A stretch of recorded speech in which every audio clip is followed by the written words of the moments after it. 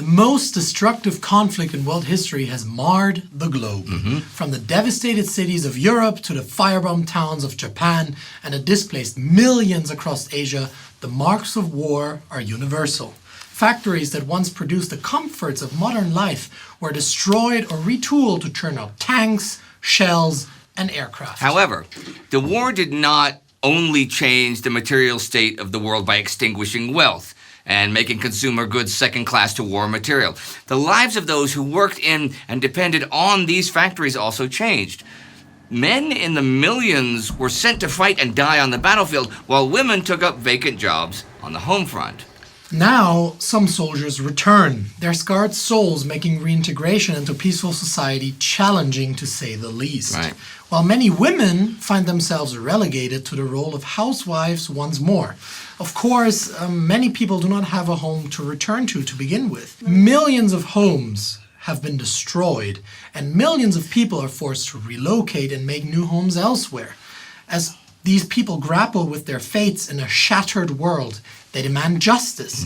The victims of the war demand retribution, and the perpetrators beg for mercy. All this is underpinned by a global search for a new world order. The world has seen the implosion of two global powers. The old empires that emerged victorious are facing strong headwinds on their paths forward. The death or stagnation of former great powers creates a vacuum that the newly risen, strong-willed, and mighty race to fill. And each state has its own vision for the new world. Reshaping and rebuilding societies holds immense potential for growth, human development, technological wonders, and new possibilities. Yet, it also carries the risk of doom more than ever before in our history. Which way will the world turn? All of this and more is the task of rebuilding the world.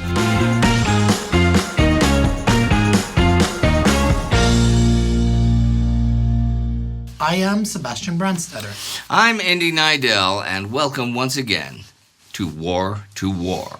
Today, we're going to explore the almost incomprehensible task of figuratively and literally rebuilding a world scarred by human catastrophe unlike any other. We'll begin with the actual physical rebuilding, sorting rubble, and clearing ruins.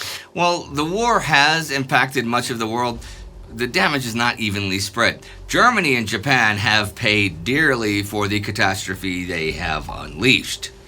Germans do not really recognize their own country.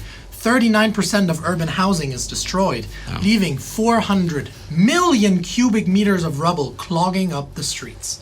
That's enough to build a 3-meter tall and 1-meter thick wall, roughly 133,000 kilometers or 83,000 miles long, enough to go around the equator more than 3 times. That's a good image. Did you come up with that? I did. Yeah, okay. Well, it's good. Well, thank you. Anyhow, Japan fares a little better, but in Tokyo alone, barren wasteland spans 160 square kilometers, roughly 62 square miles. Over 100 Japanese cities have felt the wrath of the American and other Allied air forces. In these post-apocalyptic hellscapes, people make do with what they have. In the absence of a strong state authority, black markets appear and flourish. In Germany, the Reichsmark has lost all its value, making cigarettes an effective substitute currency.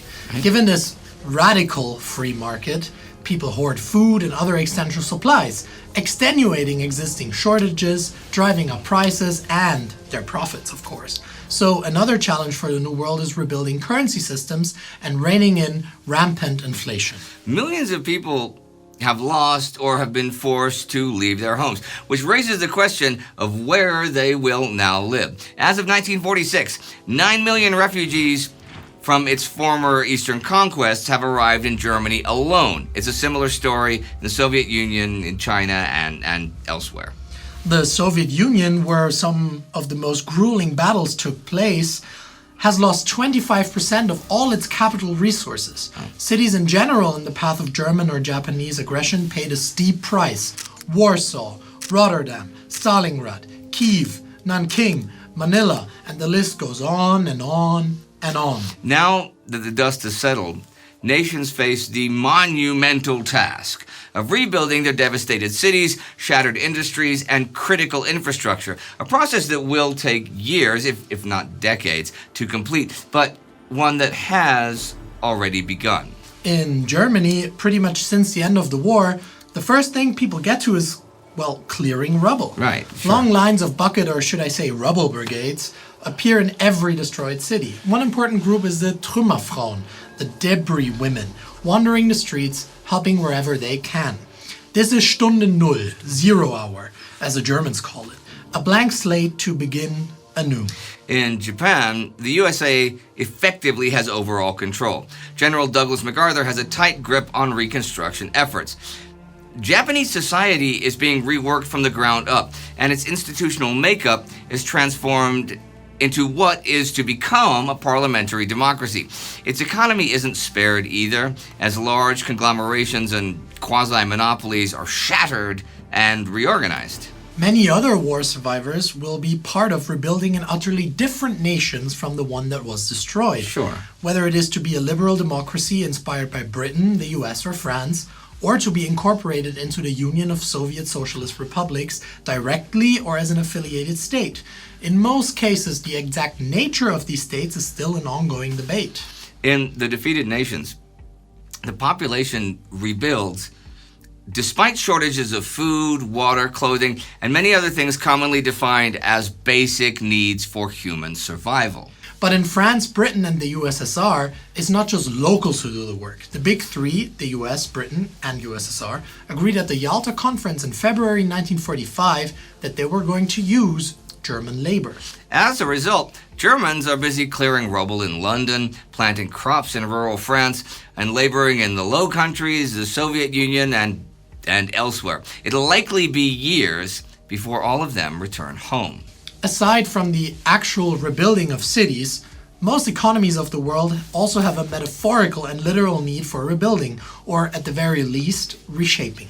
Roads, train lines, refineries, cables, water reservoirs, and similar critical infrastructure were prime targets for the many thousands of bombing runs, as one may expect. Combine that with the infrastructure that was intentionally destroyed by defenders, like the bridges across the Rhine. Without all of this being rebuilt, the best Germany could aspire to is to be an agrarian state, essentially being sent back to before the Industrial Revolution. An option the Americans still half-heartedly entertain, known as the Morgenthau Plan, after former United States Secretary of the Treasury, Henry Morgenthau. However, given the way the US and Britain benefit from a thriving international economy based on trade, this would be against their interests. Even in countries that were almost entirely physically untouched by the war, like the US, or others that did not suffer significant destructions, especially in its final stages, the economy presents a major challenge. In the US, Britain, and the USSR, the war led to war economies, and things like oil and steel were rationed. Factories that once produced ordinary goods were reorganized in record time to produce instruments of war. But these factories now need to be retooled, re-equipped, and reorganized once again. At the same time, the workers present another challenge. Women stepped up and took charge across many industries to compensate for the millions of missing men fighting on the battlefields far away. These soldiers now come home by the hundreds of thousands and expect a hero's welcome and a job. While wartime economies cannot be described as overflowing with employees, a sudden, albeit expected, influx of hundreds of thousands of workers into the workforce could very well spell disaster. The women are confronted with the prospect of being once more relegated to the role of housewives. For many of them, this prospect is not just a personal setback, but also a societal one. There's also the artificial growth the economies experienced because of the war. Government contracts reaching into the billions, Right. Fixed production quotas, ultimate urgency, and other realities of a war economy have undoubtedly created economic growth, but growth beyond the natural limits of the economies. Like a balloon inflated beyond its natural capacity, the war economy was artificially expanded under immense internal pressure. Once that pressure was released, the balloon deflated rapidly, leaving behind a fragile and unstable structure that needs careful rebuilding. Of course, this varies from country to country, with some worse off, like Britain, and some significantly better off, like the United States. But towards what end do you rebuild the economy? What are the ideals that guide you on the way? And perhaps most importantly, what is the end goal? Much like after the First World War, ironically referred to as the war to end all wars, well, here we are, the victorious nations find themselves in agreement. Something like that cannot happen again, ever. And, just like after the Great War, an international order of statehood is hailed as the answer. The United Nations is supposed to succeed where the League of Nations failed, to foster peaceful and prosperous cooperation between the countries, the nations, the states on Earth. But there is a problem. The new superpowers of the world battle for supremacy while the remaining old powers desperately cling to their status. The US and the USSR want to take charge and take their rightful place as masters of this world, while Britain and France do not really want to make room.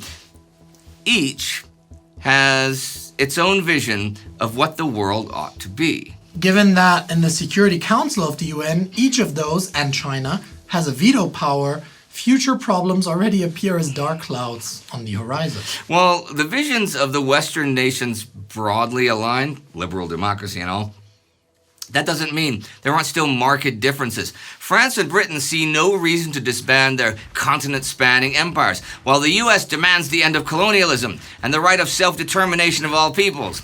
The British are quick to point out a certain amount of hypocrisy there concerning the treatment of Black or Native Americans. The Soviets have a different idea. Sure, they want to establish the UN as a central authority. That's given. But importantly, they also believe that it can only function if the Security Council divides the world into spheres of influence, each power receiving its slice of the pie. Even if the foolish Westerners refuse to play along, they will just impose it themselves. Not to mention, there's also an ideological rift that opened years before the war began. When the Nazi assault on humanity itself led to the creation of bridges spanning that rift, the Nazis now lay defeated. As the fissure continues to widen little by little, these bridges shake, fracture, and ultimately collapse. Right this moment, it seems as though the last anchors have snapped, as illustrated by Kennan's long telegram. We have here a political force committed fanatically to the belief that with the United States there can be no permanent modus vivendi, that it is desirable and necessary that the internal harmony of our society be disrupted, our traditional way of life be destroyed, the international authority of our state be broken, if Soviet power is to be secure. Even if it were not actually the case, both sides' shared belief in it makes it the case. Fantasy has been turned into reality.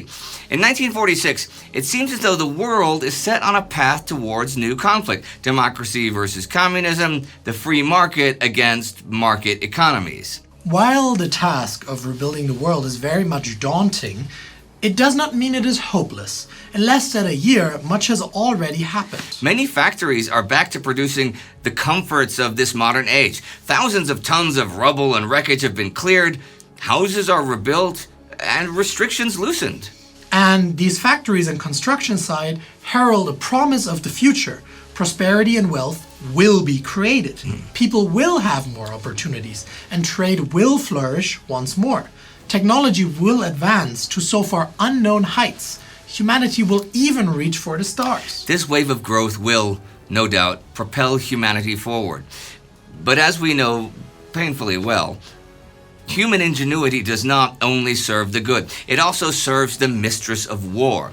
New technologies could be used to kill better, faster, and just plain more than ever before. Humanity will likely go down both roads, leading to both wonderful and horrifying results at the same time. Stay with us here on War to War to see what these results are, how the world is rebuilt, which flaws can be fixed, and which new ones will arise. We will bring you the technological, cultural, and societal changes of the late 1940s and early 1950s, and all their optimism and all their hope for the future. It is the TimeGhost Army that enables us to cover history across the globe and through time, and produce all of our fantastic series. To join us in preserving history for tomorrow, join the TimeGhost Army at timeghost.tv or patreon.com. You know you want to. Until next week, Excelsior!